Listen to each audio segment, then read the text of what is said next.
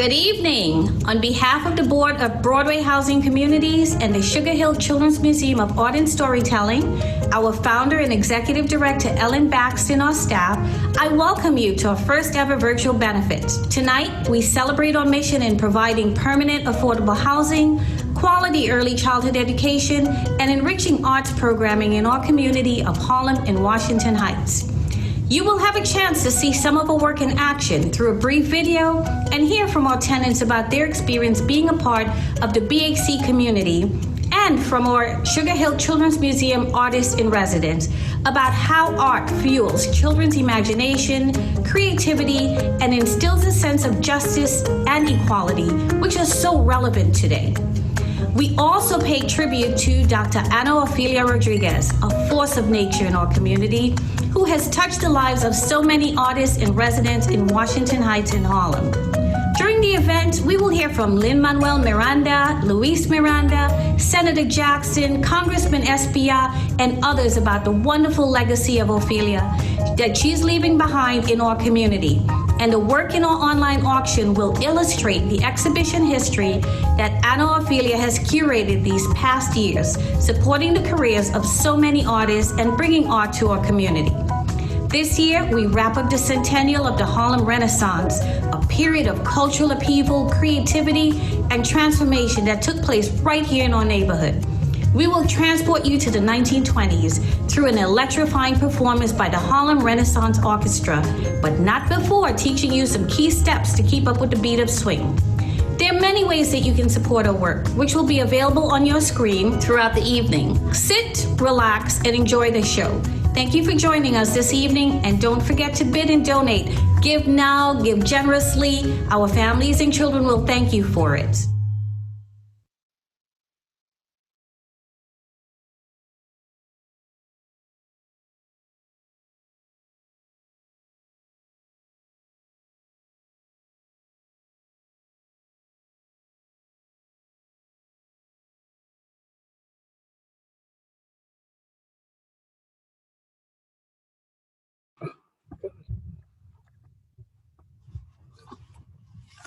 Well, as Charlene Melville just shared, you have a lot to look forward to this evening. Let me apologize for that little delay there. I'm getting used to Zoom. It's taken me a while, but I'm so happy to be with you all this evening. My name is Denise Richardson. I'm honored to be your MC because this is the Happening program in New York City. I co-host the Pledge Drive on PBS. Maybe you've seen me there. Also have a radio show that is turning into a podcast shortly. It's called Fuel for the Spirit. It's inspirational, it's motivational, and that's why I like BHC, because this program, this organization inspires and motivates a community. It is the one that makes a difference. Its founder, Ellen Baxter, believed in investing her heart, her time, and her soul in creating stability in the lives of individuals, families, and children. And so Broadway Housing Communities became the vehicle to make that happen. And guess what? It started in the 80s. Now, those of you who know BHC understand that it's more than an oasis here in Harlem and Washington Heights. Personally, for me, it's a miracle here in Harlem and Washington Heights, and a gift to the community that generally keeps on giving. Here's an opportunity to say, if you're going to make a contribution, do it now, because the more you're here, the more you're going to want to give. Now, that's where you come in this evening. Now, I'm coming to you from the Sugar Hill Children's Museum for Storytelling and Arts. It's fabulous. It's fabulous. And I'm standing in front of just one of the pieces of art that rock. It's Tatiana Uracha's amazing artwork, which you see behind me. And tonight, as you know, we're honoring Dr. Ana Ofelia Rodriguez, a woman whose passion, expertise, and commitment helped to make this art program thrive for adults, for children, for the community. She's a treasure. She's someone you want to have as your best friend, to tell you the truth. Let's take a beat for a moment. Let's think. We're in the middle of the coronavirus. It just doesn't seem to be going away. It restricts our being together in person, but we're going to take you inside the homes of some of our tenants. You're going to see the kids at work learning, and you're going to see the wonderful art creations that they make, because kids, are better and more creative and more intuitive than you even give them credit for. So let's take a look at this video.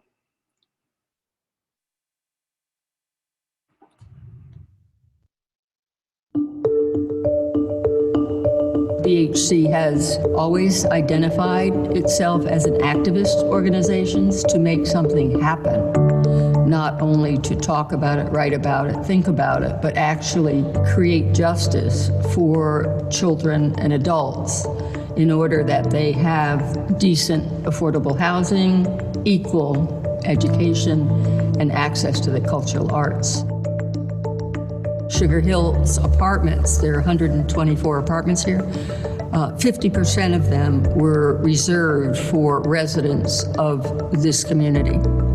And I think that's important that when affordable housing is created, that people who live in that community benefit.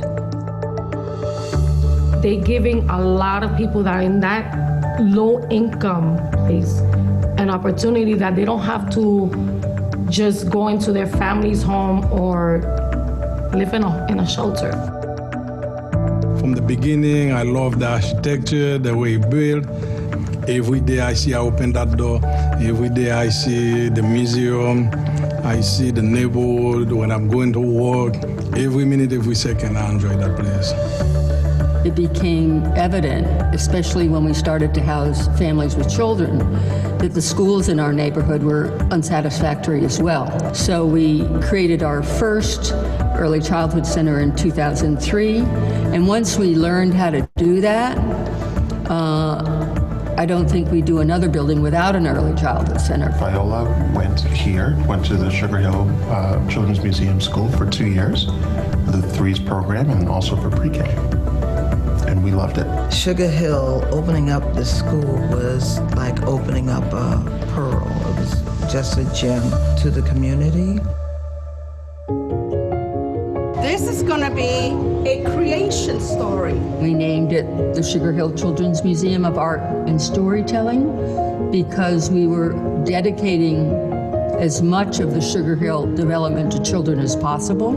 And it was always intended to be a community museum where children from this neighborhood would have access to a true cultural institution.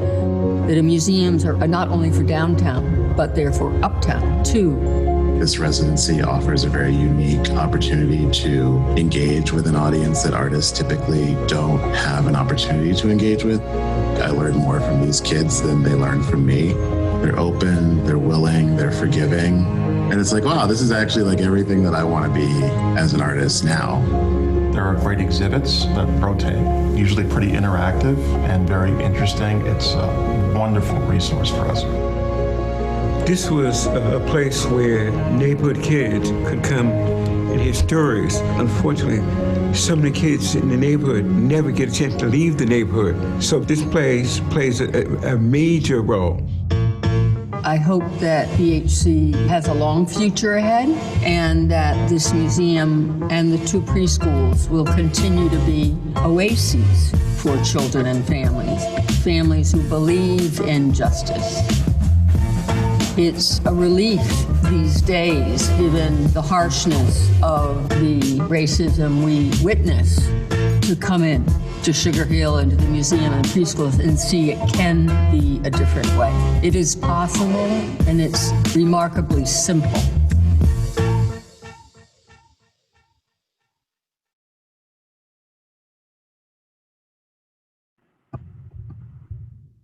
Hi there. Now, wasn't that amazing? Happy children, tenants in a building who love being there, who have art on the walls in the halls, who engage with one another, who support one another.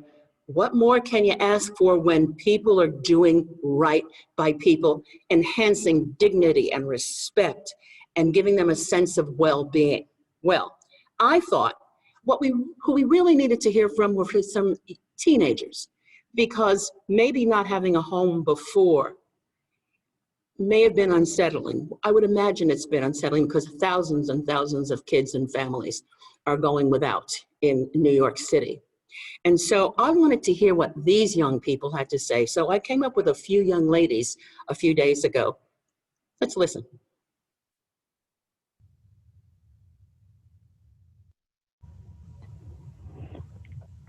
Mariama, how has living in a BHC residence ignited your spirit and the spirit of your family? It really boosted us up, you know. It made us feel like home, because usually the last place that I was living at, it was small. So once we came in, we felt motivated to even work more harder. Like, it really made us feel like we was home and stuff like that. And Shirley, when you found that this was your home, what do you remember the first thing you said to yourself? What was it? I was like, am I really gonna live here? Like, I was so like happy. And how rich an experience is it for you? Describe this specifically. What brings joy to you about this place? Like the community and how helpful and respectful the people here are. And like how respectful and the community, how we help each other, and yeah. Emmeline, if no one has seen the residence and no one has met the people here at BHC, what would you tell people about this organization and where you live?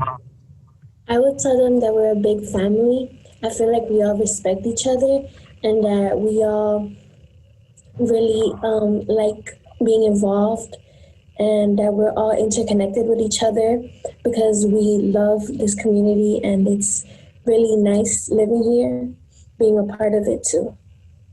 Now, each of you, tell me how this, and I'll start with Giselle, tell me how this has benefited your aspirations for the future. What?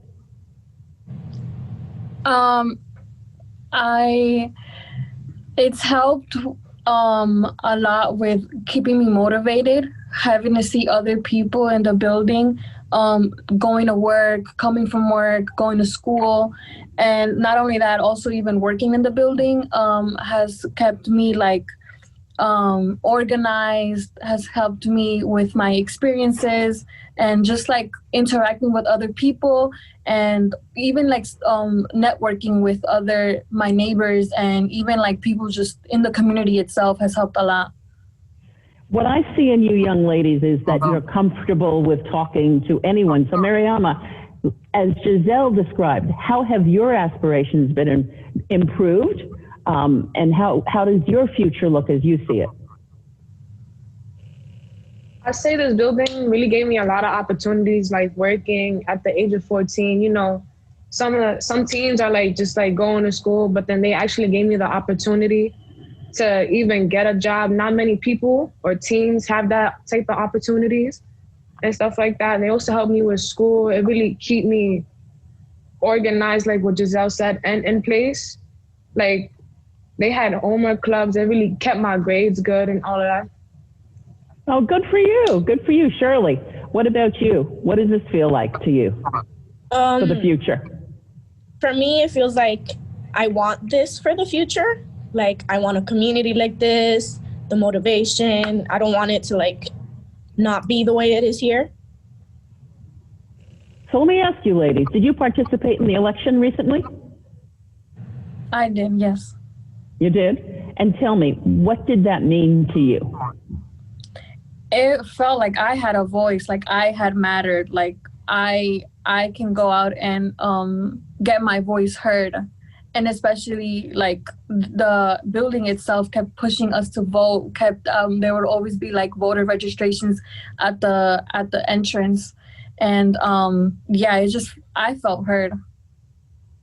And Shirley, talk to me about yourself, and talk to me about Emmeline. Is it Emmeline? Yes. Emmeline, talk to me about yourself and what you see for your future. Well, I'm in high school, and what I really want to do is be involved with business. When I grow up, I want to be involved with business, and I feel like my community can really help me, give me a lot of opportunities like it already has, and I feel like if I put my mind to it, I can really do it. That's exciting. What did you feel before? What did you feel before? And do you feel that where you live contributes to who you are and what you believe can happen? Yes, I do, because I feel like your environment and who you spend time with and who you're around can really define who you are too, because you learn from everything that you see and who you're around. You know, there are some young people who could not invite their friends to their homes. Were any of you like that, where you could, before where you lived, you couldn't invite your friends to your home? Shirley, Mariana? No? No. Did anybody? Emily, Yeah. did you feel that? Who said yeah? Yeah, me and Giselle. Giselle? So you weren't, go ahead. Yeah, it was, I lived right next to the train station, and there was also like a very lot of police activity in the neighborhood, and also lived like in one bedroom with all like my parents and my sister. So I couldn't even I didn't want my friends to see that I was living in one room with everybody at the household. So that was, yeah. And now? Now I have I share the room with my sister, but at least we have 2 rooms and a living room where my friends can come, and not only they feel safe, or when they see the outside of the building, they're like, oh, this place is so fancy, and yeah, they see the garden and the patio outside. If I say the word home, I've always believed that means a lot to each and every one of us. What does home mean to you, Emmeline? To me, it really represents my family and the people who I really spend time with and I'm comfortable with. That's my home to me. And not only my home is BHC, but also the people in it, because I feel like they're also really loving and they give me the support I need. Mariama, what does home mean to you? Same thing what Emily said, one, safety, me being comfortable in my home, having a bed to sleep, a place to sleep. Not many people have that type of opportunity. So, I'm grateful for having that too. And Shirley? I agree with what Emmeline and Mariama said.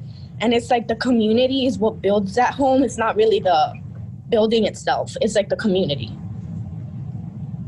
Well, you young ladies are extraordinary. I see such bright futures for each and every one of you. And so this is a fundraiser. What do you guys say to people who are watching right now about making a contribution? Everybody, give them a pitch. Come on, Shirley, what would you say? To make a change, because we're the future, so make a change for the better. Giselle?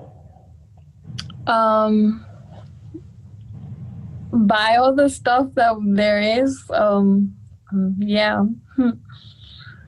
Well, no, you want them to make a contribution. You want them to write a check. Yeah, yeah. So you want, make a pitch for why they should make a contribution to BHC. Oh, you're not only helping BHC, but also us, kids who are growing up in the community, kids who are growing up in all 5 buildings, everybody else like us. And we would really appreciate it if you guys did contribute. Okay, Emmeline? Yes. Why should people contribute? I feel like people should contribute because it would really benefit the people of our community. I feel like we need more opportunities to better help ourselves. And I feel like it really does make a change for us, because I feel like it really does affect our future and what we do. And Mariama, what would you say? I say they should contribute, because it's they could help us, give us more opportunities, give more opportunities to other kids that don't have any. They could really help us with our future and stuff like that. Well, I certainly believe that whatever contributions people are making right now, double them. Look at the quality of the young people that you have who are not only living in these buildings, but who are making a future for themselves because they see the possibilities. BHC, today and forever. Young ladies, thank you so much for being with us. Thank you. Thank you. Thank you. Thank you.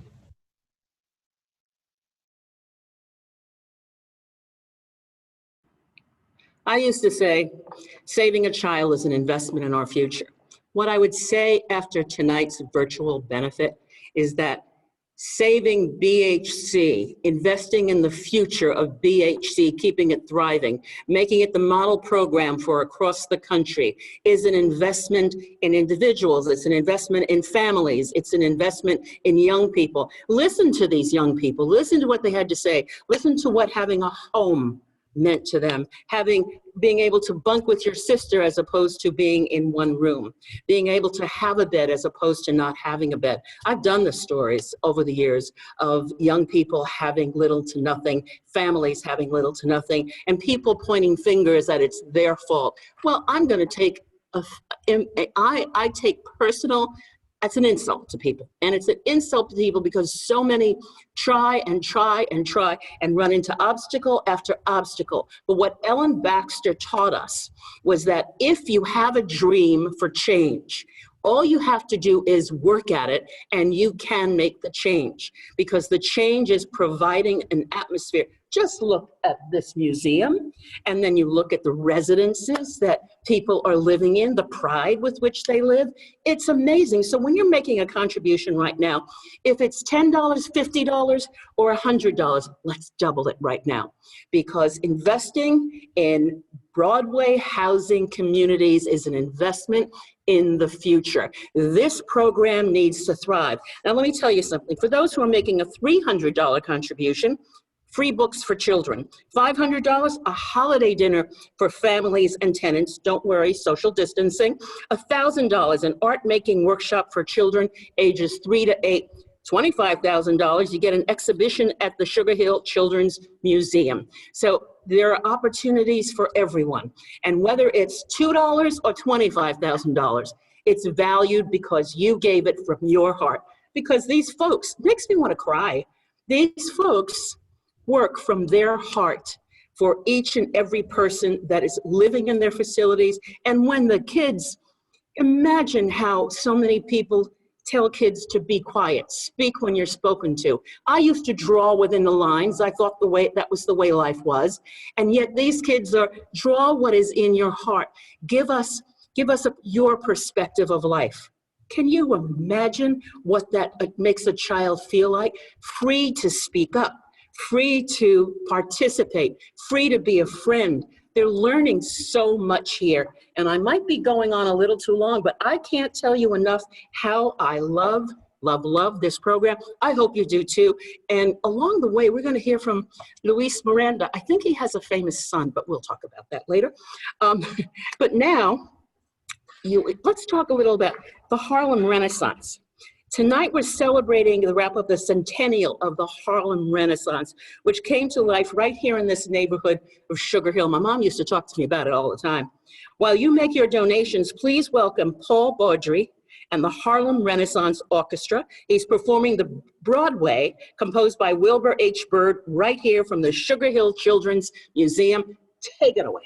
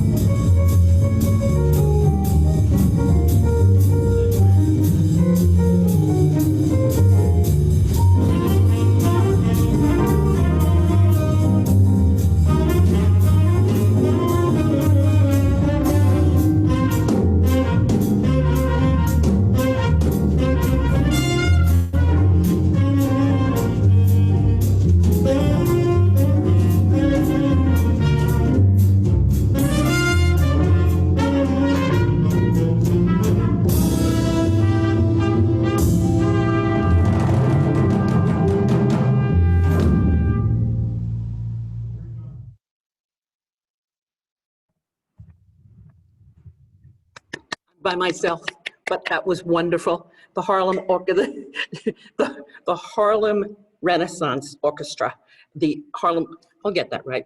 The Harlem Orchestra is amazing. And thanks to these wonderfully talented musicians for giving us a taste of this golden era of creativity. Okay, so I'm really pleased to present a tribute to Dr. Ana Ofelia Rodriguez, who's retiring from Broadway Housing Communities after 3 decades of service. Now, this woman is the kind of person that you want as a close personal friend. And you're probably going to find out why by the tributes that are being paid to her right now. Take a look.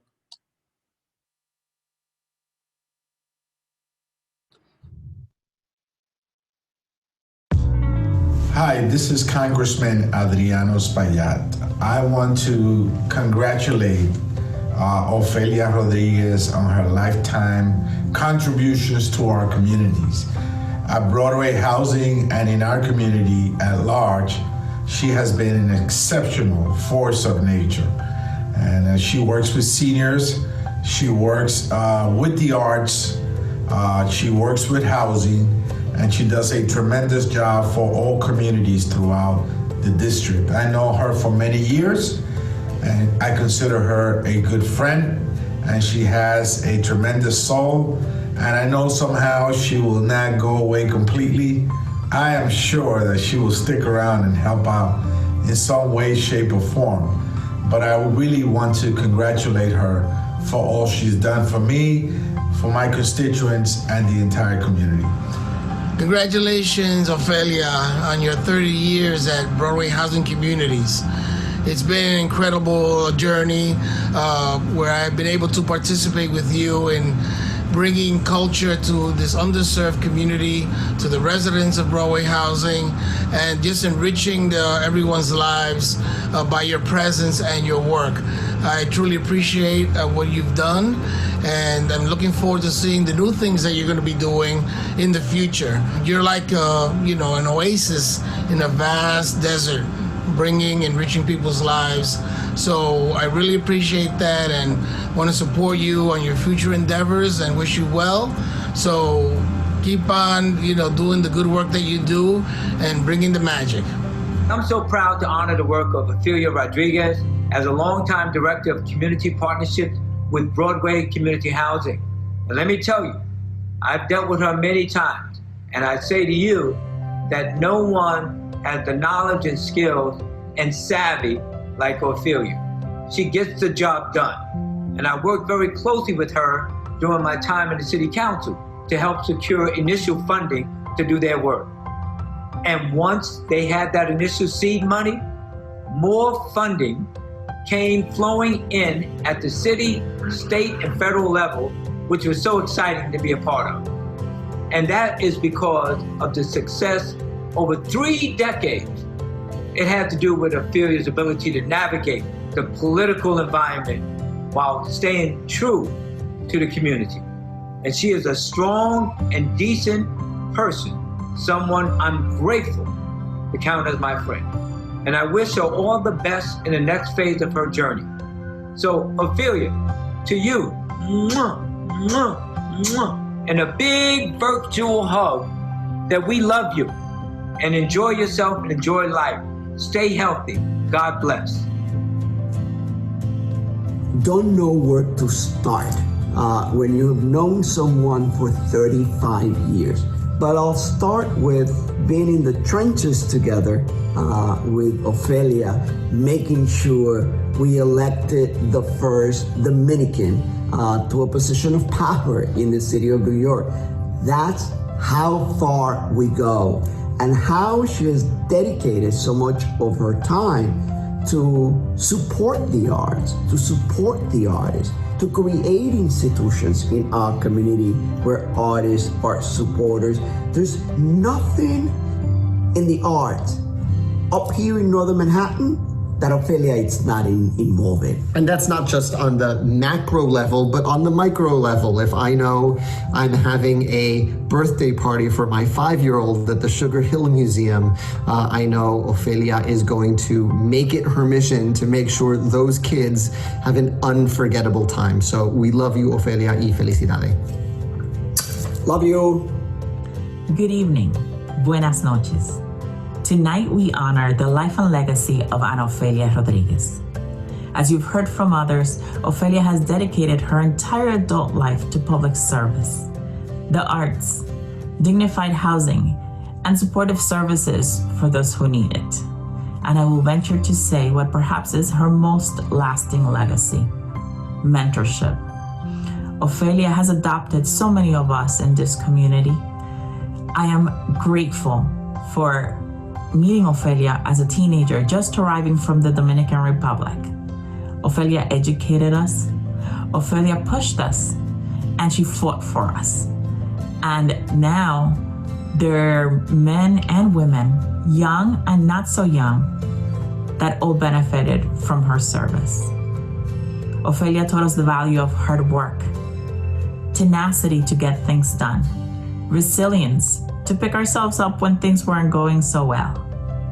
And most importantly, our culture, community, and the values within that would guide us, as many of us also aspired to a life in public service.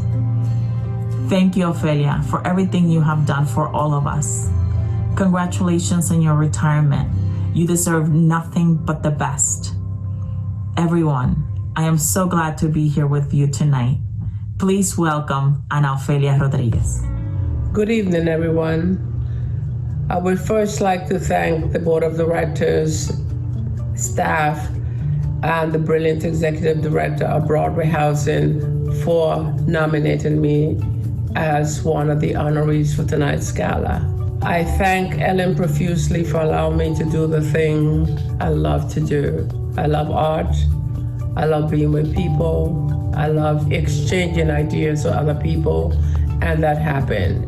I intended to merge the internal community of Broadway Housing with the external community of Northern Manhattan, and it was done. They came because they were drawn by the art. I have, through the years, spent some time with very few lieutenants, but one of them, to me, was a very remarkable experience. I met this man named Antonio Cotto at the Rio in 1997, right after I came. He heard I had something to do with academia, and he came up to talk to me. From then we started with debates. He would come with topics, and he read, he heard about, and we would debate about it. From there, he went on his own without the advice of anybody to get a master's. He did that and became employed by one of the largest social services agencies in Northern Manhattan. I was thrilled, and to me, that was the biggest thing that happened to me in Broadway Housing. At that time, through the years, the greatest thing that happened was having the internal community meet the external community, because the art brought these two groups together. The art fortified the relationship of Broadway Housing and the community. And for that, I'm grateful to everyone that ever paid attention to me and followed me to do an exhibition at one of the galleries of Broadway Housing. I thank everyone, particularly Washington Heights, the community of Washington Heights, Inwood and West Harlem, for the way they accepted me. And I will miss everyone.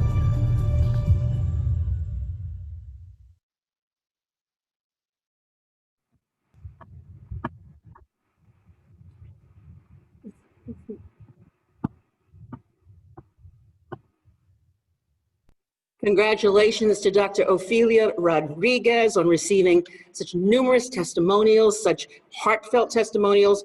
Your contributions to the arts are so numerous that we can only show some of the lives you've touched and artistic careers you've fostered through 3 decades of exhibitions at the BHC's Rio galleries through tonight's online auction. One more thing.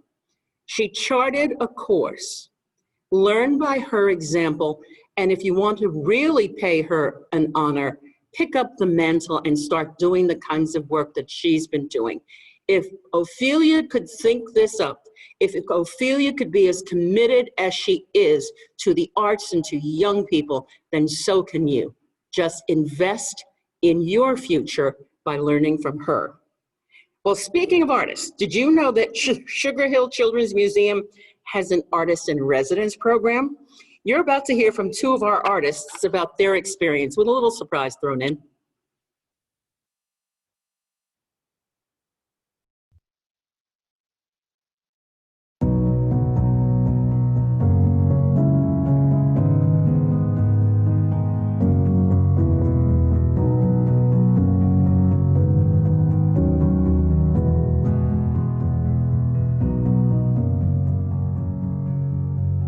My introduction to Sugar Hill was largely through the contemporary art community. One of the things I appreciate the most about Sugar Hill Museum is that it's a children's museum, but it's also couched in this idea that children have the capacity and the willingness and the openness to engage in contemporary art the same as anybody else. When you first apply, they ask you to lead a workshop with the preschool. And then you get there and they're like, oh, just so you know, the kids are the ones that vote for who gets this. I had them come to my studio because I wanted them to see like what it is, what does an artist do? And they all thought that I lived there, that I lived in the studio.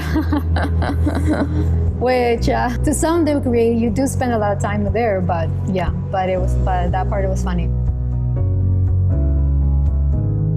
I think their way of seeing the world is the way we as artists strive to be.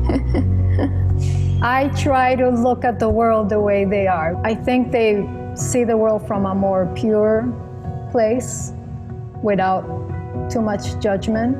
There's just something really nice about listening to kids tell you what they think the world is, because ultimately they're telling you what the world really should be. They're able to just have fun with it in all these ways, and that was a really eye-opening thing for me, because it's like, oh yeah, there's a way to look at the world like this all the time if you just allow yourself to.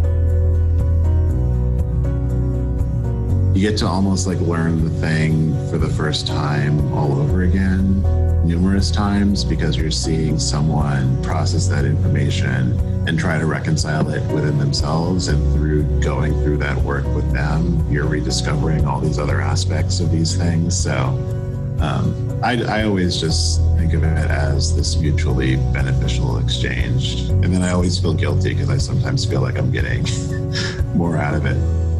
My number one priority is to figure out a way to get the students to see themselves, like truly see themselves, not just the way that the world sees them or the way they think their family sees them or the way that they think society sees them. You know, who are you really? What do you believe? What's your point of view? And what do you have to say? Those are the really big questions that I like to ask them, because they're the really big questions I like to ask myself. I remember one experience, and we talked about home. And so the idea was that they were going to do something representative of the home. And I saw this little girl took the whole large piece of paper and drew some lines across it and other lines going down. She basically made a grid. And I thought, oh my God, this girl, she didn't get this. And so I went by and I said, oh, so what are you doing? I like those lines. And she said, I'm making my building. So she was making windows, you know. I think it's easy for adults to be like, oh, maybe they're not doing it right, but they're surely doing it. I like Sugar Hill because they don't dumb down the art. You don't underestimate children. You present them real art, and they will respond to it. This is definitely art that not only children will respond to, but adults. It's funny because so often people ask that question of like, when did you decide to be an artist? My answer to that question is always, it wasn't about me deciding, it was about me giving myself permission. And it wasn't until I was like 16 that I met this artist, Dr. Eugene Grigsby. He was a protege of a lot of the Harlem Renaissance painters from the 20s. So like all the same painters and idea makers that were in this community, in this neighborhood 100 years ago. And I owe so much to him and just like the legacy of all the people that taught him that are part of this community and its history. And I'm just really thankful that I've had this chance to be at Sugar Hill and get to continue being part of this story.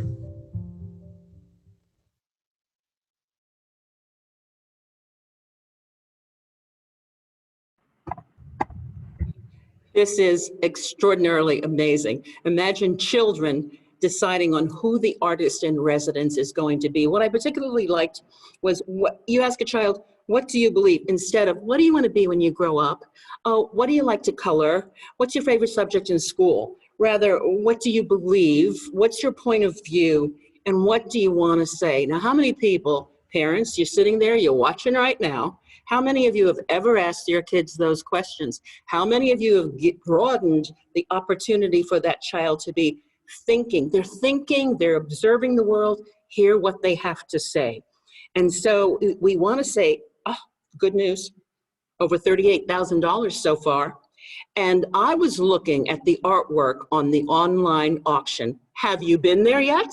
It is amazing. I remember walking down the street and running into a young artist, and I bought a piece of his art, and I said, I want to buy it now because I won't be able to afford it when you're popular. Well, these artists are really talented, and if you make that investment and hang it in your home, show your friends, and have your friends come to BHC and support BHC, they too can build their artwork at their homes. So I'm asking you to do that now, and I'm also going to share with you that social justice is really at the heart of BHC's work. This became evident during the pandemic at during BHC, families and children were directly impacted, people who contracted COVID. Let's hear from Jael Sanchez, Director of Housing, about BHC's ongoing role with COVID. And there's a particular aspect to this story that could, if it didn't have a BHC family, affect one young man. Take a look.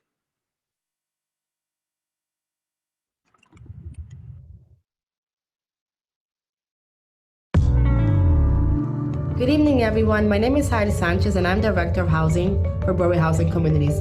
No one could have predicted that 2020 was going to change the way we live forever. Never did I expect to be considered essential staff or that I will oversee essential aspects of managing buildings and providing essential services to tenants during a pandemic. There was no real warning for me or my team, but we knew that before the word essential became a buzzword, we were needed. Tenants were thanking us for hosting virtual meetings because they have been feeling lonely and isolated. Families thanking us for providing PPEs. When everyone else was scrambling to find masks, we were able to provide them to our families. We had tenants being hospitalized, the hospital contacting us because we were listed as an emergency contact. Just a few weeks ago, we lost another tenant. She passed away unexpectedly in her unit, leaving behind a teenage son. This was devastating news for us.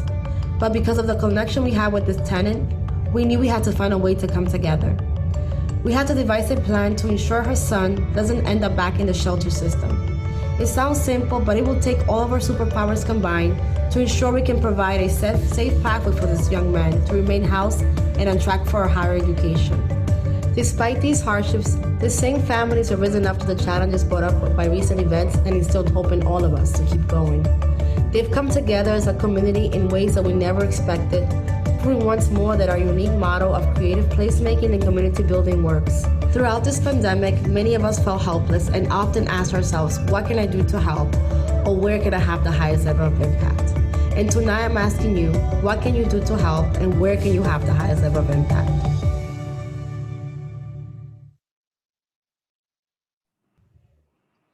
Absolutely. The coronavirus, as well as you know, the numbers are astounding in our country. The number of people who have died, the number of people who are continuing to contract it. But you have an organization here that is working with families to make sure that they stay healthy. It's working with kids to make sure that they stay healthy. And right now, I want to celebrate some contributions. Alan Weil, $25,000 from Louise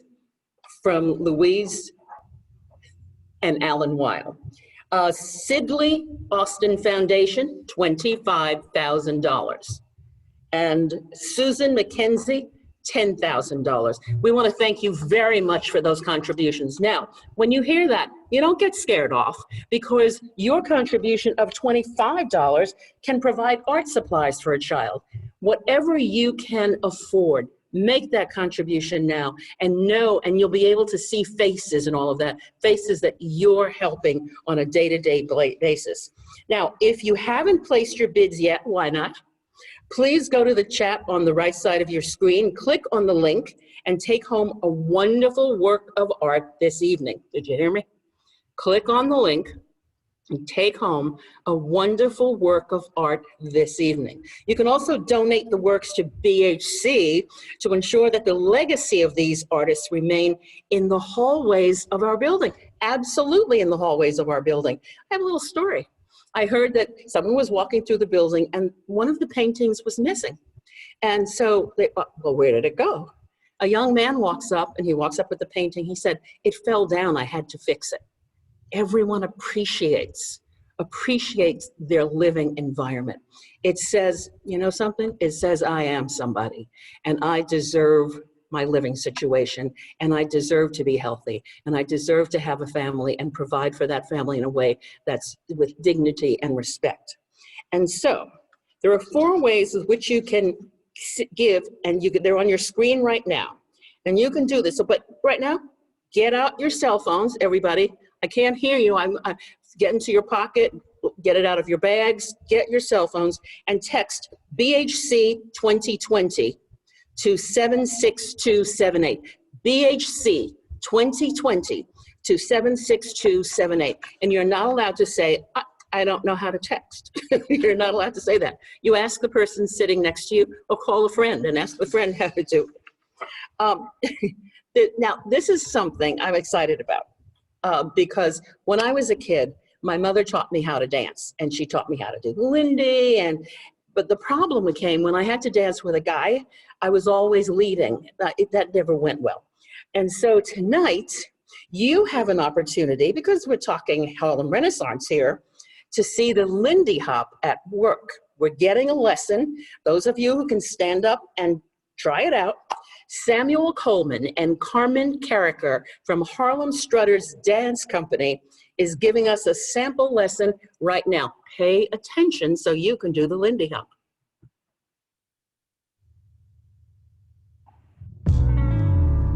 Hi, my name is Samuel Coleman. Hi, my name is Carmen Carricker. And we're here today to teach you the Lindy Hop. What we're going to do first is that I am going to teach you the leaders over. And I'm going to teach you the followers over. The leaders are going to start on their left leg, and the followers are going to start on their right leg. Right. So, the leaders over is rock, step, triple step, step, step, triple step, rock, step, triple step, step, step, triple step. So 5, 6, 5, 6, 7, and rock, step, triple step, step, step, triple step, and rock, step, triple step, step, step, triple step, and rock, step, triple step, step, step, triple step. How was that? Do you have it yet? All right. All right. I think they got it. How about playing some music? Let's try it with the music. All right. Clap on the hole.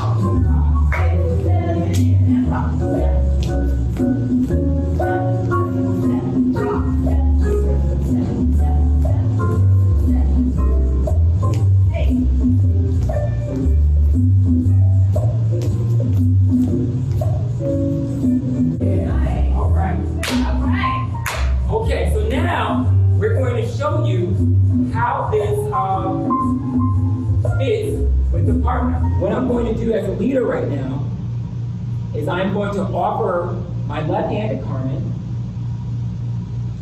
and I'm going to take this left hand, and I am going to send Carmen back on her right. So I'm going to give her a rock step. So rock step. And I'm going to take that rock step at the same time. Rock step. Rock step. The song is rock step, triple step. So we're going to go rock step, triple step. Now, once we get here, leaders, you're going to take this right foot here and you're going to step back.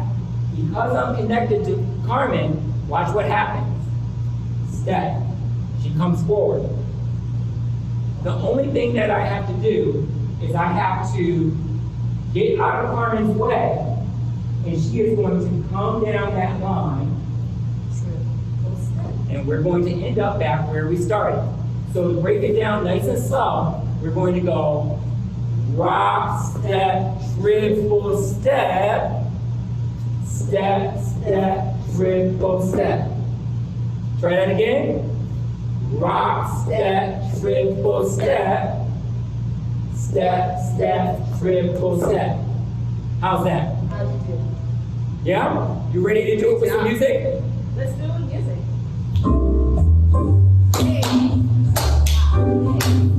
Hey. 5, 6, 7, and rock step. Hey.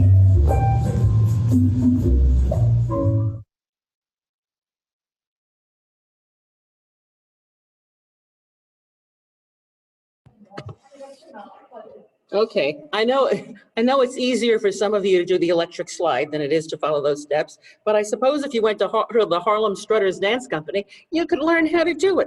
I want to thank all of you for joining us tonight, and a special thanks to our sponsors, all of you who made a contribution. You can continue to do that this evening, but before you go, we have another performance from the Harlem Renaissance Orchestra.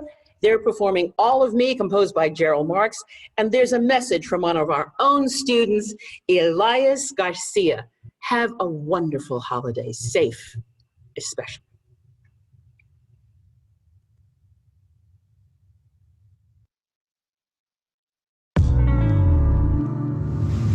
Thank you for joining us tonight and supporting our organization. Bye-bye.